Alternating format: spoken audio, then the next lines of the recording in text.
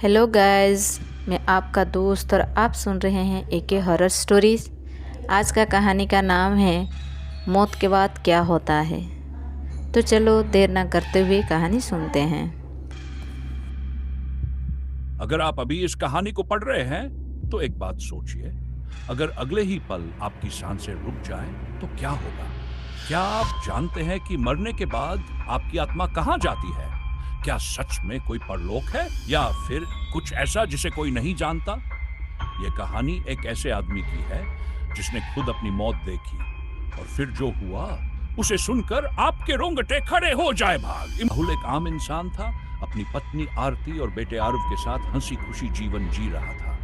लेकिन किस्मत को कुछ और ही मंजूर था। उस रात बारिश तेज हो रही थी। राहुल अपनी कार से घर लौट रहा था। आरती ने फोन किया, जल्दी आ जाना, आरव तुम्हारा इंतजार कर रहा है। बस 5 मिनट में घर पहुंच जाऊंगा, राहुल ने हंसकर कहा। लेकिन वो 5 मिनट कभी पूरे नहीं हुए। तेज रफ्तार ट्रक ने उसकी कार को कुचल दिया।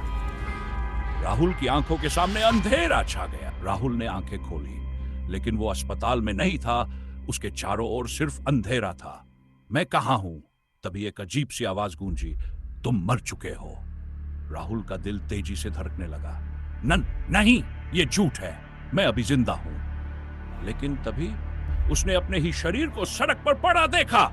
आरती और आरव उसके ऊपर रो रहे थे, लेकिन वो उन्हें छू नहीं पा रहा था क्योंकि वो अब सिर्फ एक आत्मा था। राहुल चीख रहा था, आरती मैं यहां हूं, लेकिन उसकी आवाज कोई नहीं सुन रहा था। आरव जोर से रोते हुए कह रहा था, पापा प्लीज वापस आ जाओ। राहुल की आंखों से आंसू बहने लगे। भगवान मुझे एक मौका दे दो। लेकिन तभी ठंडी हवा का झोंका आया और सब कुछ बदल गया। राहुल अब वहां नहीं था।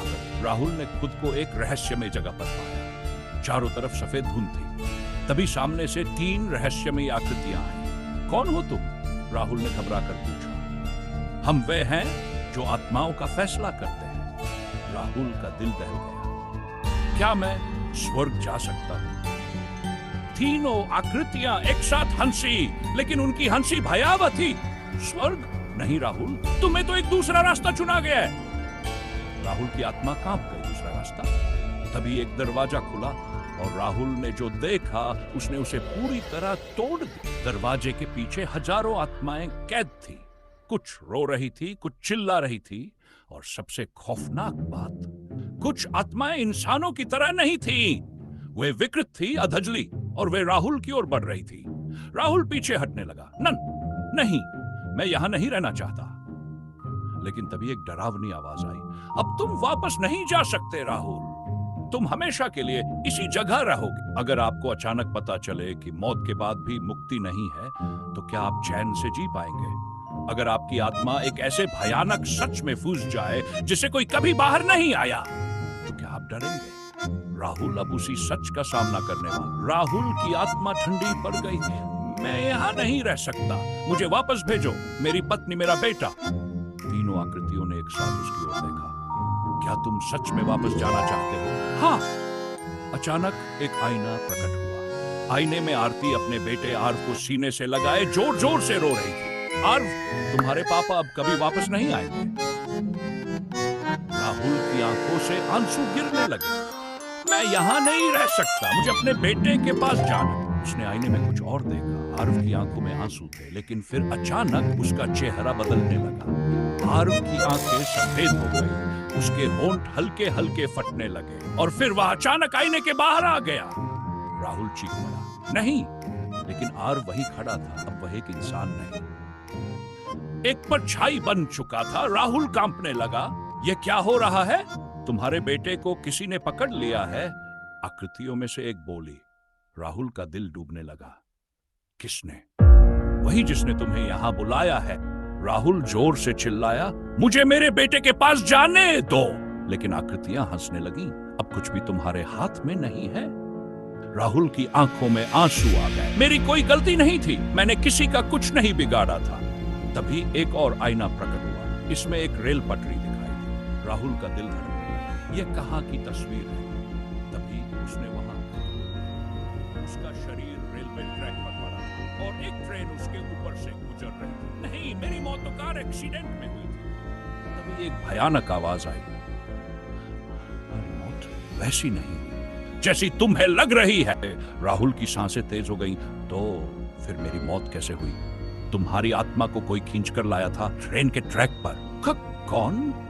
तभी अंधेरे में एक परछाई उभरी।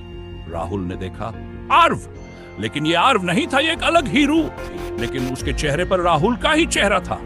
तुम कौन हो? मैं वही हूं जिसने तुम्हें यहां बुलाया है। राहुल की आत्मा कांप गई। क्योंकि मैं वो हूं जो तुम्हारी जगह इस दुनिया में जी रहा है। नहीं, राहुल को अब समझ में आया, वो जो धरती पर जिंदा था वो राहुल नहीं था, वो कोई और था जिसने उसकी जगह ले ली थी। अगर मैं मर गया तो वो कौन है जो मेरी पत्नी और बेटे के साथ है? वो तुम्हारी जगह लेने वाला एक अन्य है। अन्य? हाँ, वो एक ऐसी आत्मा है जो किसी का भी शरीर अपना बना सकती है। राहुल जोर से चिल्लाया।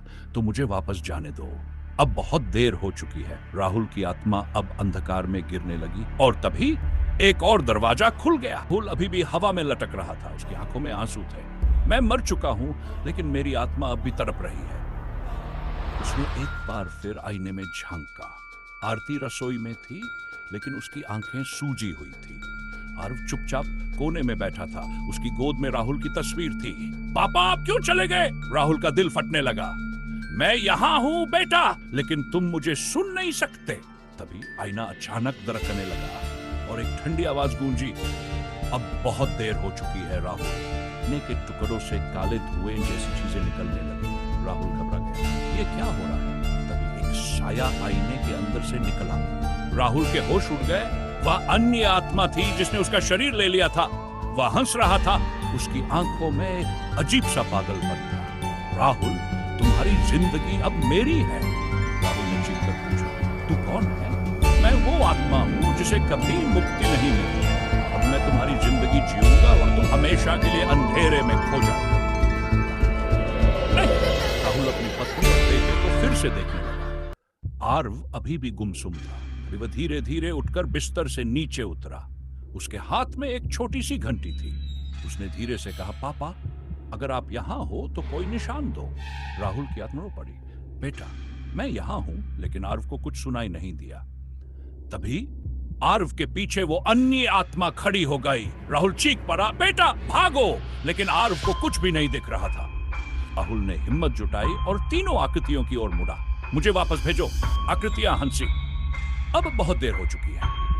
राहुल चिल्लाया, अगर तुम मुझे वापस नहीं भेजोगे तो मैं खुद रास्ता ढूंढूंगा। आकृतियों में से एक आगे बढ़ी। ठीक है, अगर तुम वापस जाना चाहते हो तो मैं मृत्यु के द्वार से गुजरना होगा। मृत्यु का द्वार? हाँ, वो दरवाजा जो कभी खुलता नहीं, लेकिन अगर खुल जाए तो मौत से भी बुरा नसीब बन जाता है। राहुल के सामने एक विशाल पत्थर का दरवाजा उभरने लगा।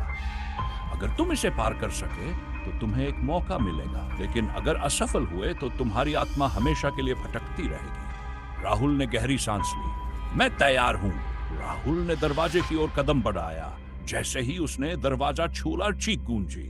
दरवाजा खुद ब खुद खुलने लगा और अंदर एक दूसरा संसार दिखने लगा। खून से सने रास्ते, हड्डियों के ढेर और आत्माओं की चीखें। ये जगह क्या है? ये वो जगह है जहां से कोई कभी वापस नहीं आया। राहुल पीछे हटना चाहता था, लेकिन तभी किसी ने पीछे से उसे धक्का दे दिया और वह अंधेरे में गिरने लगा।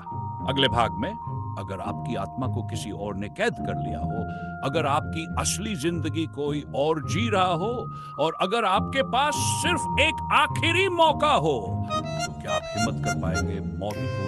राहुल अंधेरे में गिरता चला जा रहा था। उसकी आंखों के सामने आरती और आर्व का चेहरा घूम रहा था। मुझे वापस जाना है, मुझे अपने परिवार के पास जाना है। लेकिन उसकी आवाज घने अंधेरे में खो गई। तभी एक हल्की रोशनी चमकी। राहुल ने देखा, उसके सामने एक बूढ़ी आत्मा खड़ी थी। वह दर्द से कराह रही थी। सैकड़ों सालों से यहाँ फंसे हैं हम, कोई हमें बचाने नहीं आया। राहुल कांप उठा। ये कौन सी जगह है? बूढ़ी आत्मा ने धीरे से कहा, ये वो जगह है जहां आत्माएं भुला दी जाती हैं। राहुल पीछे हटने लगा, लेकिन तभी हजारों आत्माएं उसके चारों तरफ इकट्ठी हो गई। उनके चेहरे जले हुए थे, उनकी आंखें गड्ढों में बदल चुकी थी। एक आत्मा फुसफुसाई, तुम भी अब हमारे साथ रहोगे हमेशा के लिए। राहुल चीख पड़ा। नहीं, वह भागने लगा, लेकिन जहां जाता वहीं से आत्माएं निकल आती। तभी अचानक किसी ने उसका हाथ पकड़ लिया। राहुल ने पीछे देखा, वह उसकी मृत मां थी। बेटा, यहां मत रुको, भागो। राहुल की आंखों में आंसू आ गए। मां, आप यहां कैसे? मां ने कहा, अब समय नहीं है। अगर तुम यहां रुके तो तुम्हारी आत्मा भी फंस जाएगी। राहुल ने हिम्मत जुटाई, लेकिन मुझे बाहर कैसे जाना होगा? मां की आत्मा ने धीरे से कहा, केवल एक ही रास्ता है, मृत्यु के दरवाजे को फिर से खोल। दौड़ने लगा। उसने देखा आत्माएं उसे पकड़ने की कोशिश कर रही थी, लेकिन वह भागता रहा अपनी पूरी ताकत से। तभी वह एक बड़े द्वार के सामने पहुंच गया, लेकिन दरवाजा बंद था। राहुल ने जोर से धक्का दिया, कुछ नहीं हुआ। उसने जोर से पुकारा, कोई है? कृपया मुझे जाने दो। तभी मां की आत्मा वहां आ गई। बेटा, तुम्हें अपने प्यार की शक्ति से इसे खोलना होगा। राहुल की आंखों से आंसू गिर पड़े। उसने आरव और आरती को याद किया। मैं वापस जाऊंगा। और तभी दरवाजा धीरे धीरे खुलने लगा, लेकिन जैसे ही राहुल उसमें कूदने वाला था, एक डरावनी परछाई प्रकट हुई। तुम यहां से नहीं जा सकते। राहुल कांप उठा। तो तुम कौन हो? परछाई हंसी। मैं तुम्हारी ही मौत हूं। क्या? परछाई ने कहा, तुम्हें जिसने मारा था वो तुम्हारा सबसे करीबी था। राहुल की आत्मा सिहर उठी। कौन? तभी दरवाजे के अंदर का दृश्य बदल गया। राहुल ने देखा आरती किसी से फोन पर बात कर रही थी। सब कुछ वैसे ही हुआ जैसे हमने प्लान किया था। अब कोई हमें अलग नहीं कर सकता। राहुल का दिमाग सुन्न हो गया। नहीं, ये सच नहीं हो सकता। परछाई हंसी। तुम्हारी मौत एक हादसा नहीं थी, बल्कि तुम्हारी ही पत्नी ने तुम्हें मरवाया था। राहुल की आत्मा एक जोरदार चीख में बदल गई। आरती ने मुझे मार डाला। राहुल गुस्से से कांप रहा था। मैं वापस जाऊंगा, मैं सबको बताऊंगा। परछाई ने कहा, अब बहुत देर हो चुकी है। राहुल चिल्लाया, नहीं। उसने पूरी ताकत लगाकर दरवाजे में छलांग लगा दी और अचानक सब कुछ अंधेरा हो गया। जब राहुल को होश आया तो वह अपने घर में था। उसका शरीर बेजान पड़ा था। उसकी आत्मा वापस आ चुकी थी। लेकिन जब उसने आरती और अरव की ओर देखा, वे उसे देख सकते थे। आरती की आंखें डर से फटी रह गई। राहुल, तुम जिंदा कैसे हो? राहुल मुस्कुराया, अब खेल शुरू होगा। आज का कहानी यहीं पे ख़त्म होता है। Thank you.